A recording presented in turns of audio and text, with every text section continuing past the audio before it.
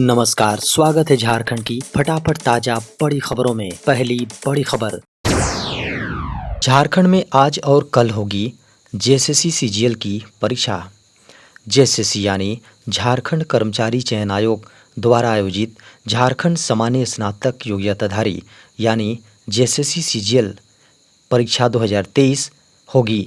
बता दें कि 21 और 22 सितंबर को यह परीक्षा 3 पालियों में आयोजित की जाएगी। मीडिया की खबरों को माने तो सभी एग्जाम सेंटर के 200 मीटर की परिधि में बीएनएसएस की धारा 163 के तहत निषेधाज्ञा भी जारी की गई और पुलिस मजिस्ट्रेट की प्रतिनियुक्ति भी की गई है। खबर है कि इसी कड़ी में प्रशासन द्वारा कदाचार मुक्त परीक्षा के आयोजन को लेकर मुस्तैद है।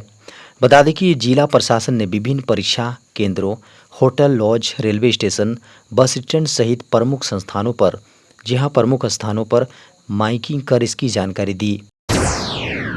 राष्ट्रपति द्रौपदी मुर्मू ने झारखंड में कहा, द्वितीयक कृषि में ग्रामीण अर्थव्यवस्था को बढ़ावा देने की क्षमता। राष्ट्रपति द्रौपदी मुर्मू ने शुक्रवार को झारखंड में कहा कि द्वितीयक कृषि यानी सेकेंडरी एग्रीकल्चर ग्रामीण अर्थव्यवस्था को बढ़ावा दे सकती है। उन्होंने कहा और भारतीय कृषि अनुसंधान परिषद यानी आईसीएआर से अपशिष्ट को संपदा में बदलने पर ध्यान केंद्रित करना चाहिए। राष्ट्रपति द्रौपदी मुर्मू ने कहा कि झारखंड के प्रति मेरा विशेष लगाव है।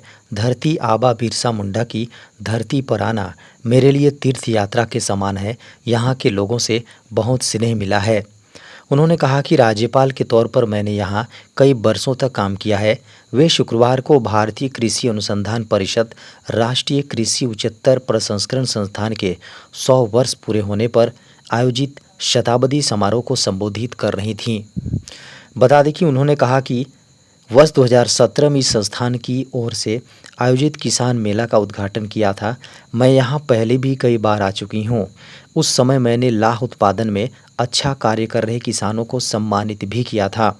उस समय मुझे बताया गया कि किसान कैसे लाह द्वारा कैसे लाभान्वित होते थे। आज इस संस्थान के शताब्दी वर्ष पूरे होने पर मुझे अत्यंत खुशी हो रही है। झारखंड में बढ़ी गर्मी, 24-25 सितंबर को हो सकती है बारिश। झारखंड का मौसम बदल चुका है। अधिकांश जिलों में सुबह से तेज धूप निकल रही है। खबर है कि बंगाल की खाड़ी में आए साइक्लोनिक सर्कुलेशन के कारण से बीते 3 दिन पूरे झारखंड में बारिश हुई, लेकिन 24 घंटे में ही मौसम फिर से गर्म हो गया है। बता दें कि मौसम विभाग का मानना है कि झारखंड में मानसून फिलहाल कमजोर पड़ चुका है। मौसम विभाग ने बारिश की बात तो नहीं कही है, लेकिन मेघ गर्जन और वज्रपात को लेकर येलो अलर्ट जरूर जारी किया है। 21 से लेकर 23 सितंबर तक मौसम में कोई बड़ा बदलाव नहीं नजर आ रहा है। वहीं 24 और 25 को बादल छाए रहने और बारिश के आसार बने हुए हैं। झारखंड में बांग्लादेशी घुसपैठ मामले में उच्च न्यायालय ने पूरी की सुनवाई, फैसला सुरक्षित। झारखंड में संथाल परगना के बांग्लादेशी घुसपैठ की जांच और इस पर रोक की मांग वाली जनहित याचिका पर शुक्रवार को झारखंड उच्च न्यायालय में सुनवाई कंप्लीट हो गई है। अदालत ने याचिका दाखिल करने वाले प्रार्थी और केंद्र एवं राज्य सरकार का पक्ष सुनने के बाद फैसला सुरक्षित रख लिया है। खबर है कि सुनवाई के दौरान वर्चुअल जुड़े सुप्रीम कोर्ट के अधिवक्ता ने झारखंड सरकार की ओर से दलील पेश करते हुए कहा कि झारखंड में अगले कुछ महीने में विधानसभा चुनाव होने हैं, जिसमें इस मुद्दे का इस्तेमाल पॉलिटिकल एजेंडा के रूप में किया जा रहा है। उन्होंने कहा कि केंद्र सरकार ने इस मामले में जो शपथ पत्र दाखिल किया है उसमें झारखंड में बांग्लादेशी घुसपैठियों के प्रवेश के संबंध में कोई डाटा नहीं है।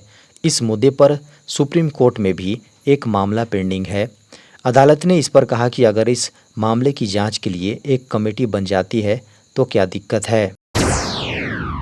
अब पढ़ाई में गरीबी नहीं बनेगी बाधा, 10 लाख तक का मिलेगा ऋण।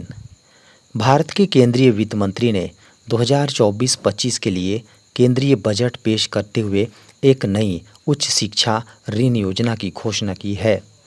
बता दें कि कई महत्वाकांक्षी छात्रों को वित्तीय बाधाओं के बोझ बिना अपने शैक्षणिक लक्ष्यों को आगे बढ़ाने के लिए सशक्त बनाने के इरादे से यह घोषणा की गई है।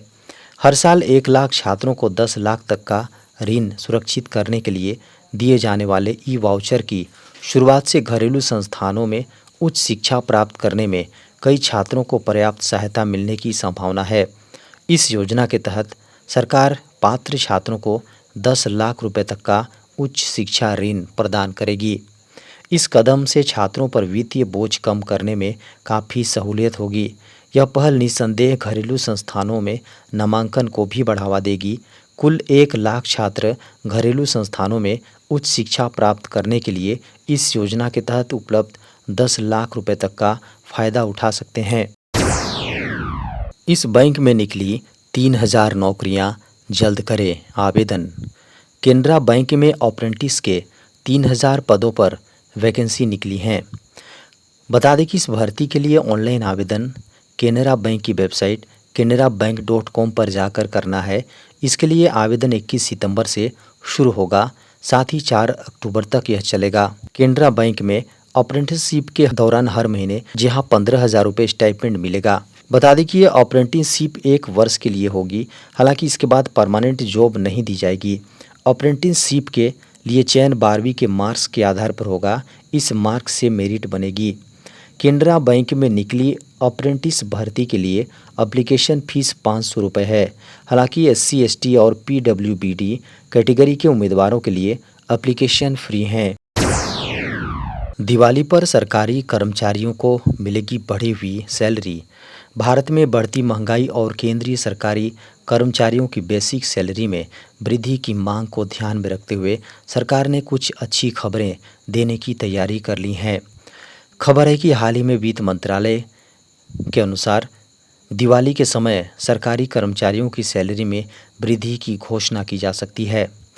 मीडिया की खबरों को माने तो यह बढ़ोतरी कर्मचारियों की बेसिक सैलरी में की जाएगी, जो कई वर्षों से बढ़ाने की मांग कर रहे हैं। खबर है कि केंद्र सरकार के 50 लाख से ज़्यादा कर्मचारियों ने लंबे समय से यह मांग उठाई है कि उनकी बेसिक सैलरी कम से कम 26,000 रुपये होनी चाहिए। पिछले बजट सत्र में भी यह मुद्दा उठाया गया था, लेकिन उस समय सरकार ने इस पर कोई ख़ास कदम नहीं उठाया था। लेकिन खबर आ रही है कि अब दिवाली के मौके पर कर्मचारियों के लिए एक नया तोहफा आने की संभावना है। महंगे रिचार्ज से होगी छुट्टी, केंद्र सरकार ने कर दिया सबसे बड़ा ऐलान। केंद्र सरकार एक नया प्लान लेकर आई है, जिसके तहत पूरे देश में 5 करोड़ PM वाईफाई हॉटस्पॉट लगाए जाएंगे। इसके लिए सरकार की ओर से PM वानी फ्रेमवर्क गाइडलाइन में सुधार किया गया है। सरकार के इस बदलाव के बाद कोई भी नागरिक अपने इलाके में व्यक्तिगत वाईफाई हॉटस्पॉट लगा पाएगा। बता दें कि मौजूदा वक्त में पूरे देश में मोबाइल टावर के ज़रिए मोबाइल डेटा उपलब्ध कराया जा रहा है, लेकिन देश के कई इलाके ऐसे हैं जहां मोबाइल टावर मौजूदगी कम है। ऐसे में मोबाइल में नेटवर्क नहीं आते हैं, इसलिए मोबाइल कॉलिंग और इंटरनेट इस्तेमाल में दिक्कत होती है। लेकिन अब PM वाणी वाईफाई स्कीम के ज़रिए सरकार हर इलाके में ब्रॉडबैंड वाईफाई हॉटस्पॉट बना रही है, जो एक बड़े इलाके में सस्ती कीमत में इंटरनेट सुविधा उपलब्ध कराएगा। सरकार का मानना है कि इस बदलाव का बड़ा असर मोबाइल इंटरनेट की दुनिया में देखने को मिलेगा। इससे देश भर में लाखों की संख्या में माइक्रो वाईफाई हॉटस्पॉट बनकर तैयार होंगे। इससे मोबाइल टावर के मुकाबले में ब्रॉडबैंड के जरिए सस्ता इंटरनेट डेटा उपलब्ध कराया जा सकता है। मेटा, गूगल, अमेजन, TCS जैसी टेलीकॉम फर्म का प्रतिनिधित्व करने वाले ब्रॉडबैंड इंडिया फोरम यानी BIF की रिपोर्ट की माने तो दूरसंचार कंपनियों की ओर से दिए जाने वाले बयान सही नहीं है। BIF ने कहा कि PM वाणी एक ज़रूरी प्रोजेक्ट है और इसके सरकार को किसी तरह से राजस्व का नुकसान नहीं होगा। बता दें कि BIF का मानना है कि 5 करोड़ PM वाणी हॉटस्पॉट स्थापित करने से दूरसंचार कंपनियां बैंडविड्थ बिक्री से सालाना 60,000 करोड़ रुपए का अतिरिक्त राजस्व हासिल कर पाएंगे।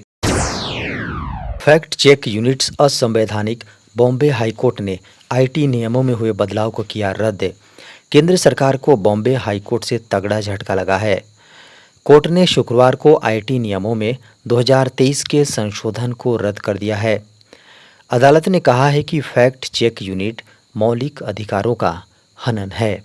यह संशोधन केंद्र सरकार को मीडिया प्लेटफॉर्म पर फर्जी और भ्रामक जानकारी की पहचान करने के लिए फैक्ट चेक यूनिट यानी एफसीयू स्थापित करने का अधिकार देता है। इस मामले को लेकर पहले 2 जजों ने अलग-अलग फैसला दिया था। इसके बाद मामले तीसरे या टाई ब्रेकर जज के पास गया था। अब तीसरे जज ने संशोधन को असंवैधानिक करार दे दिया है। जस्टिस अतुल चंदूरकर ने फैसले में कहा है कि मेरी राय है कि संशोधन भारत के संविधान के अनुच्छेद 14 और अनुच्छेद 19 का उल्लंघन है। इससे पहले न्यायाधीश गौतम पटेल और डॉक्टर नीला गोखले की खंडपीठ ने इस मुद्दे पर जनवरी 2024 में खंडित फैसला सुनाया था। अपने फैसले में जस्टिस पटेल ने कहा कि आईटी नियमों में संशोधन प्रस्तावित एफसीयू ऑनलाइन और प्रिंट सामग्री के बीच डिफरेंटल ट्रीटमेंट के कारण सीधे अनुच्छेद 19(1)(g) के तहत मौलिक अधिकारों का उल्लंघन करता है। भारत के संविधान का अनुच्छेद 19(1)(g) किसी के पेशे या व्यवसाय का अभ्यास करने की स्वतंत्रता से संबंधित है और अनुच्छेद 19(6) लगाए जा सकने वाले प्रतिबंध की प्रकृति का वर्णन करता है। दूसरी ओर जस्टिस गोखले ने नियमों में संशोधन को असंवैधानिक नहीं माना था। उन्होंने कहा था कि याचिकाकर्ता की यह आशंका कि एफसीयू एक पक्षपाती निकाय होगा जिसमें सरकार द्वारा चुने गए लोग शामिल होंगे और उसके इशारे पर काम करेंगे, निराधार है।